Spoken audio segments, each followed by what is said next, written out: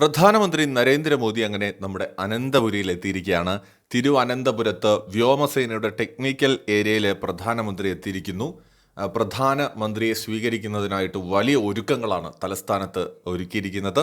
ആയിരക്കണക്കിന് പ്രവർത്തകർ അല്ലെങ്കിൽ അദ്ദേഹത്തെ ഇഷ്ടപ്പെടുന്ന ആളുകൾ അദ്ദേഹത്തെ സ്വീകരിക്കാൻ ശംഖുമുഖത്ത് എത്തിയിരുന്നു. പ്രധാനമന്ത്രി വിക്രം സാരാഭായി സ്പേസ് സെന്ററിലേക്ക് തിരിച്ചു എന്നാണ് നമുക്ക് ഏറ്റവും ലേറ്റസ്റ്റ് ആയിട്ട് അറിയാൻ പറ്റുന്നത്. VSSCയിൽ സംഘടിപ്പിക്കുന്ന പൊതുപരിപാടിയിൽ പങ്കെടുത്ത ശേഷം വിവിധ പദ്ധതികളുടെ ഉദ്ഘാടനം നിർവഹിക്കും.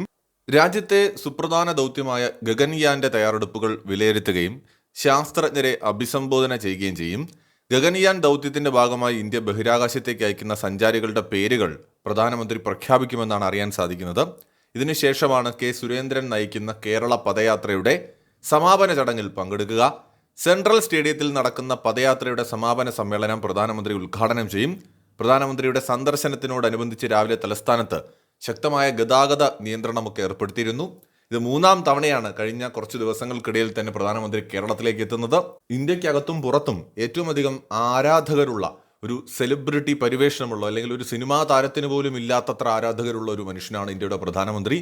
ലോകത്തെ ഏറ്റവും ജനപ്രിയനായ നേതാവ്, ലോകത്തെ ഏറ്റവും കരുത്തനായ നേതാവ്, ലോകത്തെ വിവിധ ഏജൻസികൾ കഴിഞ്ഞ കുറേ വർഷങ്ങളായി ലോക നേതാവായി തെരഞ്ഞെടുത്തുകൊണ്ടിരിക്കുന്ന വ്യക്തി, അങ്ങനെ ഒരുപാട് വിശേഷണങ്ങളുണ്ട് മോദിക്ക്.